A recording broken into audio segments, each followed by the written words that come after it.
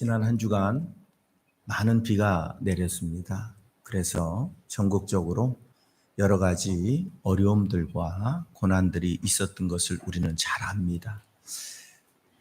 여러분의 가정은 평안하셨는지요? 평안하셨습니까?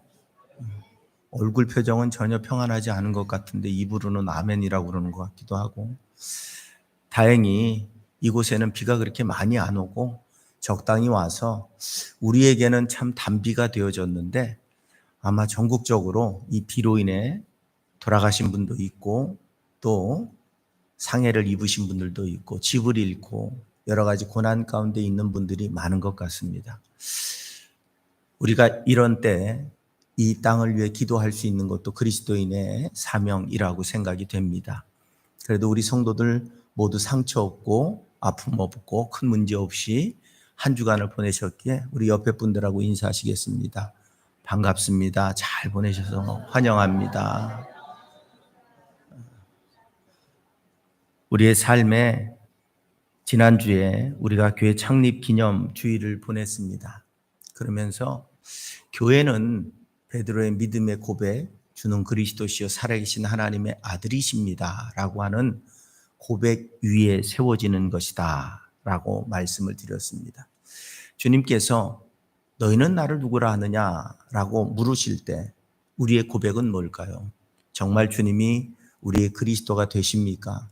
내가 어떤 상황과 조건과 환경 속에서도 내가 그 주님 때문에 살고 있습니다.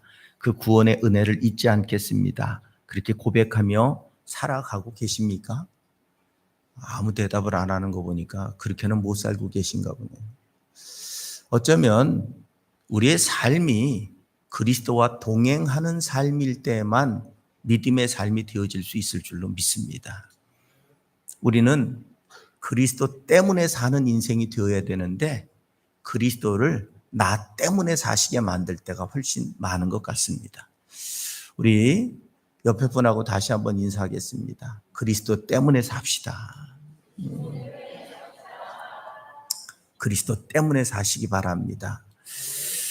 그리고 교회는 우리 자신이라는 말씀을 드렸습니다. 우리가 성령이 거하는 전이다라는 말씀을 드리며, 교회는 건물이 아니다라는 말씀을 드렸습니다. 교회, 그것은 우리 자신이요, 우리가 세상 가운데 그리스도를 나타내는 그러한 분명한 모습이 되어질 때 진정한 교회가 이 세상에 드러난다는 겁니다.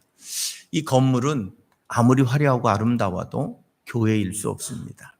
제가 요즘 많이 읽는, 많이 보는 여러 가지 소식들 중에 하나가 교회에 대한 비난입니다.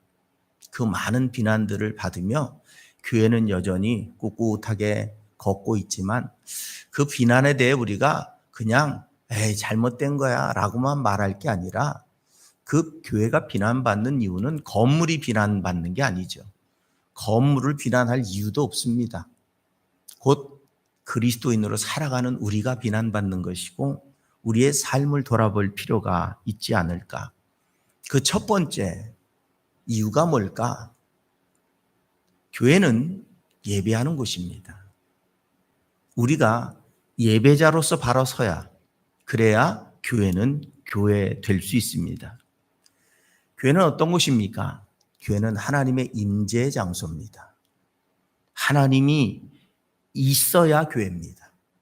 하나님이 계신 곳이 교회입니다. 그럼 이 공간 안에 하나님이 계실까요? 아닙니다. 우리 마음에 하나님이 계셔야 우리가 교회인 것이고, 교회가 모여 있어야 이 건물도 진정한 교회로서의 역할을 감당할 수 있는 겁니다. 그렇다면 오늘 우리는 그 은혜의 장소, 하나님께서 내가 이곳에 있을 테니 너희가 이곳에 모여서 나를 만나고 나를 예배하라 하고 말씀하신 이 예배의 장소인 교회가 여러분에게는 어떤 모습으로 지금 위치하고 있는가 하는 겁니다. 건물로요? 아니면 사교 장소로요? 아니면 여러분들이 무슨 헌신하고 사역하는 일터입니까? 아닙니다. 이 교회라고 하는 건물은 하나님이 우리를 불러 모으셔서 만나시기 원해 지정해 놓은 장소입니다. 우리가 신앙인이라면 잊지 말아야 될 것 하나, 그게 뭐냐면 하나님을 만나는 일입니다. 우리의 1번이고 소중한 일이고, 내가 하나님을 만나기 얼마나 애쓰느냐에 따라서 우리의 신앙생활이 바뀔 수밖에 없습니다. 예배는 최상의 존재에게 표하는 경의라고 말합니다. 예배라고 하는 말은 신약 성경에서는 프로스코네라고 말하는데, 누구누구에게 키스하다, 절하다, 엎드리다 라고 하는 의미를 가지고 있습니다. 예배라고 하는 개념은 존경을 표시하는 겁니다. 경외감을 드러내는 겁니다. 우리의 그 절대적인 존재 앞에 나를 드리는 겁니다. 내가 할 수 있는 최고의 가치를 돌려드리는 것, 그게 예배입니다. 구경하러 오는 데가 아닙니다. 나를 드리기 위해 오는 게 예배입니다. 내 마음과 뜻과 정성을, 내 상한 심령을 하나님 앞에 드려서 하나님의 회복과 위로와 치료와 격려와 능력을 경험하는 게 예배입니다. 예배는 그냥 찬송 부르고 성가대 찬양하는 거 보고 설교 듣고 그리고 구경하다 가는 게 아니라, 나에게 임하시는 하나님을 만나서 내 상한 심령을 고백하고 그분께로부터 위로받고 회복되는 은혜의 시간이 될 때, 그게 진짜 예배일 수 있다고 하는 겁니다. 그래서 예배는 드리는 겁니다. 설교자, 찬양대, 모든 것들은 존경을 드리기 위해 수단이지 그게 목적이 아닙니다. 우리가 찬양이든 설교든 모두 하나님 앞에 돌려드리는 그러한 하나님께로 나아가는 수단일 뿐이라는 사실을 우리가 기억해야 됩니다. 하나님께만 존경을 드리는 겁니다. 목사에게 존경을 드릴 필요도 없고, 우리가 좋아하는 찬양대에게 존경을 드릴 필요도 없습니다. 우리가 드려야 되는 최고의 존경과 경의는 하나님께만 드리면 됩니다. 그냥 목사는 그것을 위해 그냥 사용하시는 하나님의 도구일 뿐이라는 사실을 우리가 분명히 기억해야 됩니다. 목사는 존경의 대상도 아니고 그저 하나님의 일을 감당하는 자로서 하나님의 일을 잘 감당하도록 여러분이 기도해 줘야 되는 것이고, 여러분이 하나님과 여러분이 만나는 통로로서 그 역할을 잘 감당할 수 있도록 건강도 해야 되고 영적으로도 충만해야 되는 존재이긴 하지만, 존경의 대상도 경의를 표하는 대상도 아니라는 겁니다. 우리의 믿음의 대상은 하나님이시기 때문에 그렇습니다. 여러분, 절 믿고 교회 오세요?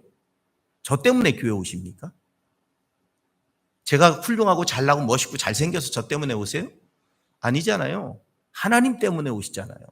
그렇다면 내가 바라봐야 될 대상이 누구인지를 분명히 깨닫고, 오늘 이 시간도 내가 바라봐야 되는 것은 하나님이라는 사실을 기억하시기 바랍니다. 나는 지금 하나님 앞에 서 있는가 하는 거예요. 예배는 하나님 앞에 서는 시간입니다. 내가 지금 하나님 앞에 서 있다면 하나님은 내게 찾아오실 것이고 오늘 나를 만나 주실 줄로 믿습니다. 그래서 성경은 이렇게 말합니다. 요한복음 4장 23절로 24절에 아버지께 참되게 예배하는 자들은 영과 진리로 예배할 때가 오나니 곧 이때라. 아버지께서는 자기에게 이렇게 예배하는 자들을 찾으시느니라. 하나님은 영이시니 예배하는 자가 영과 진리로 예배할지니라. 오늘 하나님이 찾으시는 자가 되시기를 바랍니다. 곧 지금 저는 그냥 이렇게 껍데기로 서 있는 거예요. 오늘 여러분을 만나고 싶으신 분은 하나님이시고, 여러분을 부르신 분도 하나님이시고, 오늘 이 시간에 여러분께 다가오시는 분도 하나님이시고, 여러분 마음에 찾아오셔서 말씀하시는 분도 하나님이 되실 때, 그때 우린 진짜 예배를 드리는 것이고 행복한 인생을 살아가는 복된 삶을 누리게 되어질 줄로 믿습니다.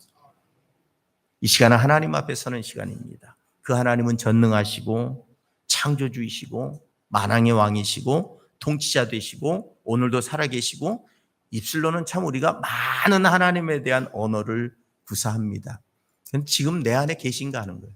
살아계시고 나를 통치하시고 지금 나를 창조하셨고 지금 나를 다스리시고 지금 이 순간에 나와 하나님이 함께 하시는가 하는 겁니다. 리차드 포스터라고 하는 사람이 우리는 날마다 주님의 임재를 경험하는 움직이는 성전입니다 라고 말했답니다.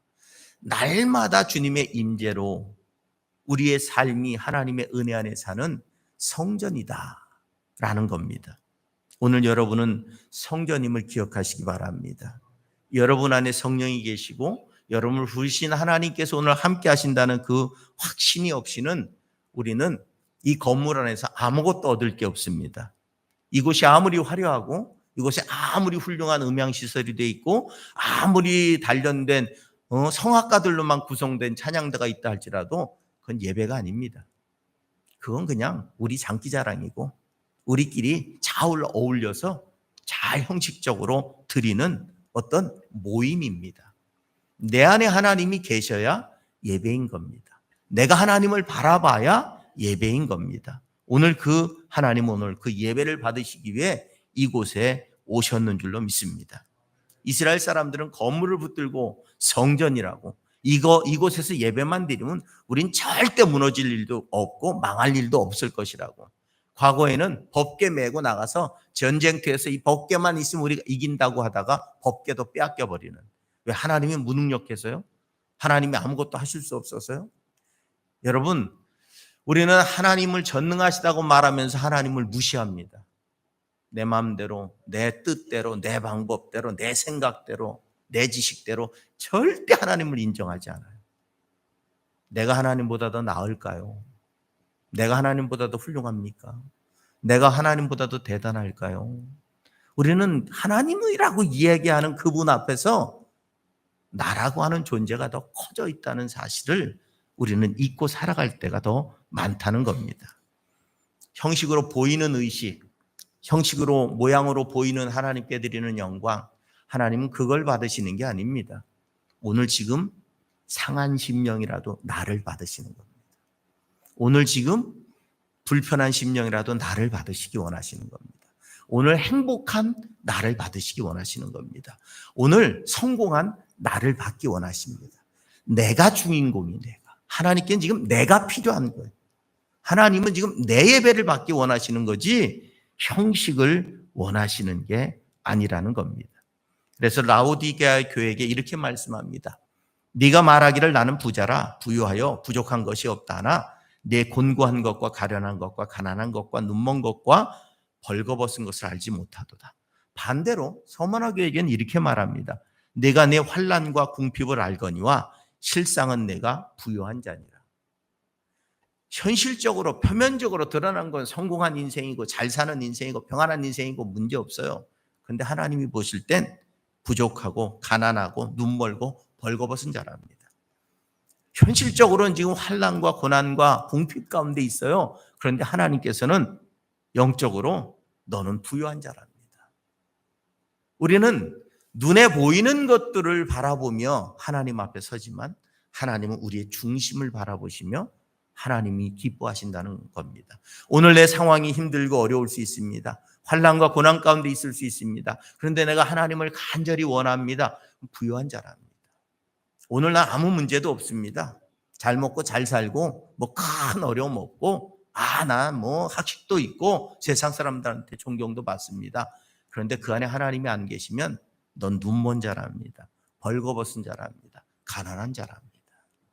오늘 하나님은 내 영과 진리의 예배를 기대하시고 받으시기 원하신다는 겁니다. 오늘 성경 본문도 우리에게 이렇게 말씀하고 있습니다. 너희는 이것이 여호와의 성전이라, 여호와의 성전이라, 여호와의 성전이라는 거짓말을 믿지 말라. 이스라엘 백성들은 여호와의 성전에 제사하면서 본인들은 영원히 멸망하지 않을 것이라고 생각하고 있지만 지금 이스라엘은 망해가고 있습니다. 조금 있으면 나라가 사라질 판이에요. 그런데도 성전에서 예배 드리니까 제사 드리니까 아무 상관없어. 괜찮아. 우리는 절대 안 망해. 그런데 그 성전 안의 우상도 하나님은 인정하지도 않고 바라보지도 않으면서 그냥 몸을 드렸으니까 잠깐 드렸으니까 이 정도면 됐지. 하나님은 우리의 몸을 받으시는 것보다 우리의 영혼육 전체를 받으시기를 기대하시고 우리의 상한 심령을 찾고 계시다고 하는 사실입니다. 성전에 예배드리면 안전할 것이라고 하는 착각, 그게 거짓 선지자들이 이야기하는 겁니다. 믿지 말라고 말합니다. 여러분, 설교를 믿지 말고 여러분에게 주시는 하나님의 말씀을 믿으시기 바랍니다. 그리고 여러분에게 주시는 하나님의 은혜를 사모하시기 바랍니다. 하나님이 계시지 않고 하나님이 예배받으시지 않으며 하나님이 기뻐하시지 않는 장소, 하나님이 인정하시지 않는 장소에서 드려진 예배는 하나님과 무관한 거예요. 곧 여러분, 교회는 건물이 아니라고 말씀을 드렸어요. 우리 안에 성령이 계십니다. 우리 안에 계신 성령이 오늘 나를 기뻐하시면 오늘 내 예배는 내가 저 들판에 있다 할지라도 하나님이 받으시는 예배일 것이고, 오늘 우리가 비록 이렇게 거룩하게 이곳에 앉아있다 할지라도 내 안에 성령이 안 계시면 그건 하나님이 받으시지 않은 성전이 될 수 없다는 거예요. 하나님이 계신 곳이 성전입니다. 여러분 안에 하나님이 계신 줄로 믿습니다. 성령이 여러분을 예수를 그리스도로 고백하도록 만드셨기에 그 고백을 가진 내 안에 성령이 계신 줄로 믿습니다. 그렇다면 나는 지금 성전인 겁니다. 그런데 내가 지금 이 시간에 하나님께로 나아가지 않는다면 그 성전에 드리는 예배는 무의미할 뿐이라고 하는 사실입니다. 오늘 본문을 통해서 하나님이 과연 우리에게 어떤 예배를 기대하실까? 예레미야 입술에 이렇게 말씀합니다. 너는 여호와의 집 문에 서서 이 말을 선포하여 이르라고 말합니다. 예배하러 여호와의 전으로 들어오는 그 성도들에게 이렇게 말하랍니다. 유다 사람들아, 여호와의 말씀을 들으라. 여호와의 말씀, 본문은 그겁니다. 3절부터 나와 있습니다. 3절부터 나와 있는 게 여호와의 말씀인데, 저는 여호와의 성전으로 들어오는 그 사람들에게 하신 첫 번째 선포, 여호와의 말씀을 들으라, 이것으로부터 신앙이 시작된다고 하는 사실입니다. 성경은 말합니다. 믿음은 들음으로부터 시작된답니다. 오늘 우린 듣고 있습니까? 확실히 듣고 계십니까? 하나님의 음성을 듣기 원하십니까? 중요한 것은 내가 들으려고 해야 들려져요. 오늘 지금 들을 생각이 없다면 무슨 얘기를 해도 이 세상에 아무리 하나님이 와도 안 들려요. 하지만 내가 들으려고 하는 사람은 어린아이의 소리 속에서도 들어요. 그것은 하나님과 나와의 관계입니다. 분명한 사실은 오늘 여호와의 문으로 들어가는 자들에게 외칩니다. 여호와의 말씀을 들으라. 그런데 여러분, 귀를 열고 듣는다고 들릴까요? 뭐 귀 있으니까 다 들리겠죠. 마음이 준비되어 있지 않으면 안 들립니다. 마음이 준비되어 있지 않으면 딴 생각이 납니다. 마음이 준비되어 있지 않으면 집중이 안 됩니다. 마음이 준비되어 있지 않으면 아무리 천하 누가 와도 들리지 않습니다. 오늘 하나님이 원하시는 건 내 중심을 드리길 원하신다는 거예요.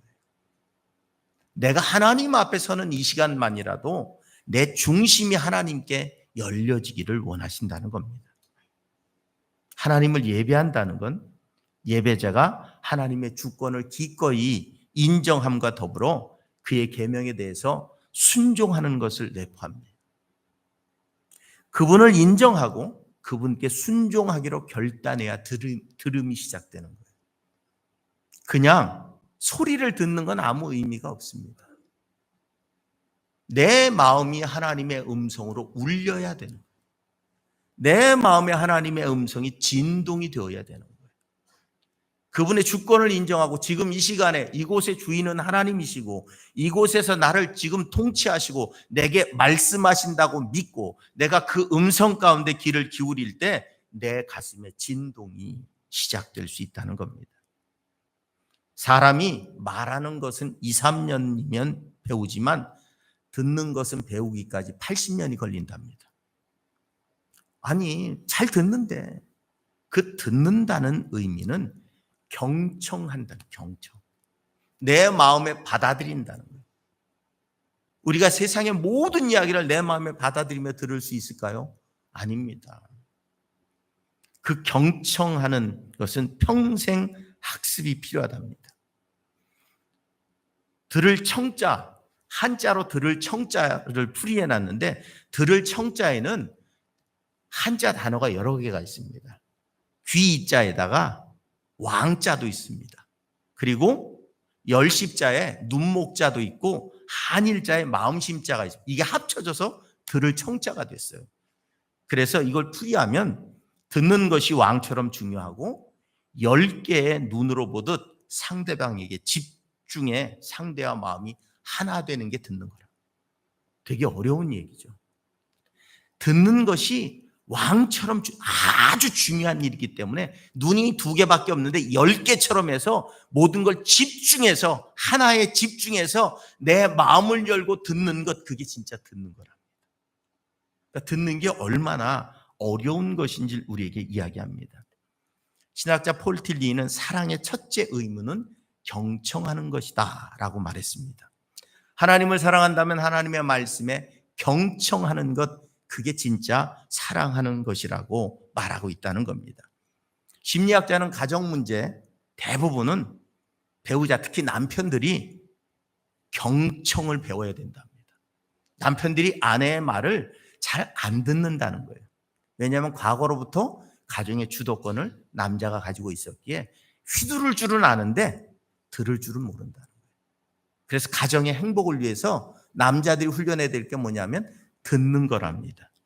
어느 남편이 내가 직장에서 들었는데 여자가 남자보다 하루에 2배로 말을 많이 한대. 그랬더니 아내가 그 얘기를 듣고 열이 받았는지 이렇게 소리쳤어요. 왜 그런지 알아요? 남자는 다 똑같이 말을 꼭 2번씩 하게 만들어요. 그러니까 2배로 많이 해요. 그런데 남편이 뭐라고 그런 줄 아세요? 뭐라고? 잘 못 들었어. 그래서 2번 말했대요. 그러니까 남자들이 이 듣는 훈련이 잘 안 돼 있다는 거예요. 듣는 훈련이라는 게 뭘까요? 소리를 듣는 게 아니에요. 소리를. 마음을 들을 줄 알아야 돼요. 마음을. 아내가 뭐라고 얘기하면 그 속에 담겨있는 그 마음이 뭔지를 들어야 되는데 남자들은 그 부분에 있어서 굉장히 약해요. 그래서 2번 얘기하고 3번 얘기하고 4번째 화내고 5번째 승질내야 그래? 라고 이해를 하는 거예요. 그래서 듣는 건 평생 훈련을 해도 잘 들려지지 않는답니다. 그 얘기는 뭔 줄 아세요? 말하는 자의 마음을 이해하는 데 시간이 오래 걸린다는 거예요. 남의 이야기를 들으며 마음을 이해하며 들을 수 있는 경지에 이르기까지는 시간이 굉장히 필요하다는 이야기입니다. 오늘 하나님은 우리에게 들을 것을 말씀합니다. 하나님의 말씀이 진리임을 믿으십니까? 아무도 대답을 안 듣고 계십니까? 하나님의 말씀이 진리임을 믿으십니까? 내 말이 진리라는 게 아니에요. 하나님의 말씀이 진리냐고요. 하나님의 말씀이 생명임을 믿으십니까? 하나님의 말씀이 능력임을 믿으십니까? 그런데 왜 우리는 잘 듣지 않고 있을까요? 이 얘기하면 설교 안 듣는다고요? 아니요. 왜 성경을 읽지 않고 있느냐는 거예요. 왜 성경을 읽지 않으세요? 바빠서요? 여러분 드라마 볼 시간도 있고 친구 만나 농담하고 또 맛있는 거 먹으러 1시간씩 길에 서 있을 시간은 있는데 하나님 말씀 들을 시간은 없습니까? 제 말을 들어달라는 이야기는 아니에요. 하나님의 말씀이 기록되어 있고 우리에게 말씀하고 계시잖아요. 그런데 우리는 그 하나님의 말씀 안 들어요. 그러니까 내 믿음이 안 자라요. 하나님의 말씀이 양분이 되고 하나님의 말씀이 생수가 되고 하나님의 말씀이 내 신앙의 굳건한 반석이 될 때 우리는 흔들림 없는 신앙생활을 할 수 있는 거예요. 근데 우리는 그 하나님의 말씀을 안 먹어요. 오늘 성경은 예배당으로 들어가고 있는, 성전으로 들어가고 있는 많은 제사를 드리고자 하는 자들에게 하나님의 말씀을 들으라고 먼저 외칩니다. 계시록의 마지막, 성경의 마지막 책에도 7교회에게 뭐라고 말합니까? 귀 있는 자는 성령이 교회들에게 하시는 말씀을 들을지어다. 마지막까지 성경이 우리에게 주시는 명령은 뭐냐면 하나님의 말씀을 들을지어다. 오늘 하나님의 말씀을 들음으로 우리의 신앙이 굳건히 바로 서시기를 주님의 이름으로 축원을 드립니다. 그리고 두 번째로 이제 그 하나님의 말씀이 뭐냐 하는 걸 구체적으로 3절부터 이야기합니다. 만군의 여호와 이스라엘의 하나님께서 이와 같이 말씀하시되 너희 길과 행위를 바르게 하라. 그리하면 내가 너희로 이곳에 살게 하리라. 너희 길과 행위를 바르게 하랍니다. 진정한 예배는 삶으로 드리는 예배입니다. 로마서 12장 1절에 그러므로 형제들아 내가 하나님의 모든 자비하심으로 너희를 권하노니 너희 몸을 하나님이 기뻐하시는 거룩한 산제물로 드리라. 이는 너희가 드릴 영적 예배니라고 말씀합니다. 그럼 여러분, 우리의 삶은 즐거운 일만 있나요? 행복한 일만 있나요? 좋은 일만 있나요? 아닙니다. 슬픈 일도 있고 괴로운 일도 있고 실패할 때도 있고 낙심할 때도 있고 좌절할 때도 있습니다. 그 모든 것을 하나님 앞에 드리고자 했을 때 우리는 진짜 예배를 드리는 인생이 되는 겁니다. 우리는 자꾸 예수 믿으면 좋은 일만 있을 것이라고 착각해요. 행복한 일만 있을 것이라고 착각해요. 그런데 성경은 우리에게 고난을 받으라고 계속 말씀을 하고 있어요. 고난을 받으래요. 근데 우리는 자꾸 하나님 말씀은 안 듣고 좋은 것만 달래요. 그러니 하나님의 뜻과 내 뜻이 맞지 않으니 하나님을 만날 일이 없는 거예요. 여러분, 우리가 가장 큰 은혜를 체험할 때가 언제인 줄 아세요? 우리의 많은 사람들의 간증의 조건이 뭡니까? 고난입니다.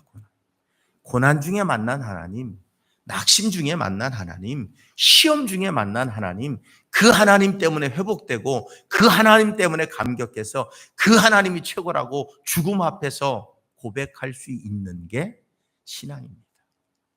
근데 우리는 좋은 거 아니면, 행복한 거 아니면, 승리하는 거 아니면, 성공하는 거 아니면, 내 마음대로 되는 거 아니면 하나님의 뜻이 아니라고 말합니다. 주님은 우리에게 주님을 따르려면 너를 부인하라 합니다. 나를 부인한다는 게 뭘까요? 내가 좋은 거, 내가 행복한 거, 내가 원하는 것, 그거일 수도 있죠. 그런데 내가 하기 싫은 것, 내게 부담되는 것, 내게 어려운 것도 감당하려고 하는 겁니다. 그건 능력이 있어서가 아닙니다. 우리는 그래요. 아유, 난 능력이 없어서요. 아유, 힘이 없어서요. 아유, 돈이 없어서요. 아니요, 하나님이 하라고 그러실 때 내가 그냥 주여, 당신이 주시면 하겠습니다. 그게 나를 부인하는 겁니다. 우리는 어렵고 힘들고 고통스러운 것만 아니요, 하나님의 사명을 짊어지는 것도 나를 부인하는 겁니다. 제일 힘든 게 그겁니다. 하나님이 내게 명령하신 걸 내가 짊어지고 가는 게 제일 힘듭니다. 왜? 감정도 때론 내려놔야 되고 힘들어도 어려워도 참고 견뎌야 되는 것이 사명을 짊어지고 가는 것이기 때문에 그렇습니다.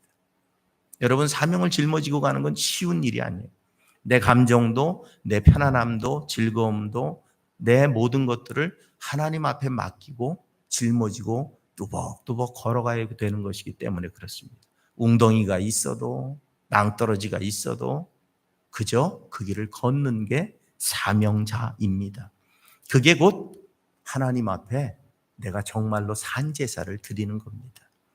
교회 안에 앉아서 거룩한 모습으로 하나님은 생각지도 않고 우리는 그저 잠시 형식을 갖추는 게 예배가 아니라 내가 살아가고 있는 삶의 현장에서도 여전히 나로 인해서 하나님이 드러나도록 사는 게 진짜 예배라는 겁니다.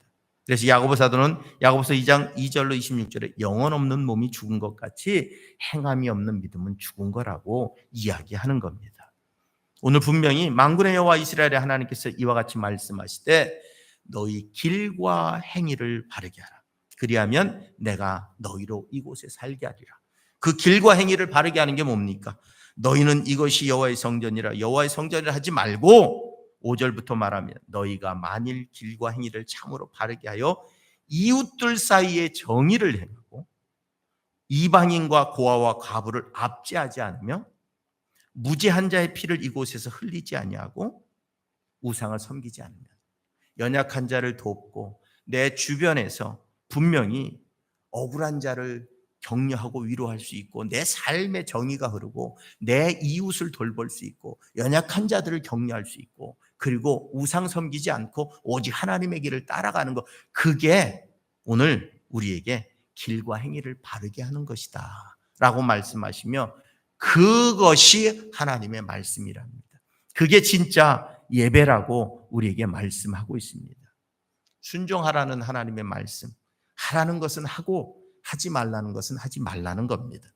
신명기 28장 1절에도 보면 내가 내 하나님 여호와의 말씀을 삼가 듣고 내가 오늘 내게 명령하는 그의 모든 명령을 지켜 행하면 내 하나님 여호와께서 너를 세계 모든 민족 위에 뛰어나게 하실 것이라고 말씀합니다. 오늘 그래서 우리는 하나님의 말씀을 들어야 되는 거예요. 왜? 뭐가 하나님의 명령인지 알아야 지킬 거 아닙니까? 뭐가 하나님의 명령인지 알아야 삶에서 실천할 거 아닙니까? 뭐가 하나님의 명령인지 알아야 내가 산 제사를 드릴 거 아닙니까? 그러니까 하나님의 말씀을 먹어야 되고 하나님의 말씀을 들어야 되고 하나님의 말씀을 읽어야 되는 거예요. 그래야 내가 신앙인이 되는 거예요. 잠깐 찬양하고 잠깐 예배드리고 잠깐 설교 듣는 것으로 내가 신앙인이 되는 게 아니고, 진짜 삶의 제사가 드려질 때 하나님의 말씀이 내 삶에서 성취되고 이루어질 때, 그때 우리는 진짜 하나님 앞에 제사 드리는 삶을 사는 거예요. 예배자의 삶을 사는 거예요. 그 예배자들이 모여 이곳에서 다시 하나님의 음성 가운데 결단하고 돌이키고, 다시 내가 낙심했으면 다시 일어나고, 내가 정말로 실패했으면 다시 성공으로 돌이킬 수 있도록 하나님의 뜻이 무엇인지 찾아서 다시 세상 가운데 나가서 다시 승리하는 인생을 살아가는 것, 그게 진짜 예배라는 거예요. 여러분, 이곳에서 예배는 쉬워요. 세상에서 예배는 어려워요. 믿지 않는 사람들 속에서, 범죄자들 속에서, 악한 사람들 속에서, 아니면 나를 유혹하는 세상의 유혹 속에서 내가 세상 가운데 그리스도인으로 사는 건 너무 어려운 일이에요. 그런데 그 일을 행하기 위해 우리가 지금 이곳에 모여서 하나님의 뜻이 뭔지, 하나님의 말씀이 뭔지 우리가 기도함으로 영적으로 채우고, 말씀으로 채우고, 찬양으로 채우고, 기도로 채우고, 그래서 다시 결단하고 나아가서 세상 가운데 진짜 산제사를 드리는 거예요. 하나님이 이 교회 안에서 드리는 예배를 기뻐하실까요? 세상 가운데서 드리는 예배를 기뻐하실까요? 그런데 이 교회 안에서 드리는 예배는 뭐예요? 우리를 다시 재교육함, 재충전하는 거예요. 재훈련함. 내가 잃어버렸던 하나님께로 다시 나오는 거예요. 여러분, 세상에 살아가면서 하나님을 얼마나 기억하셨습니까? 바쁘다고 이것저것 하느라고 하나님 기억도 못하고 살았잖아요. 그런데 내가 주일 되면 주의 전을 향해 옮기면서 그제서야 우리는 하나님을 바라봅니다. 아, 주여, 이곳에 와서 우리가 오직 하는 건 뭐예요? 하나님을 찬양하고 하나님 앞에 기도하고 하나님 말씀을 듣고 하나님 그 하나님으로 다시 채워가는 거예요.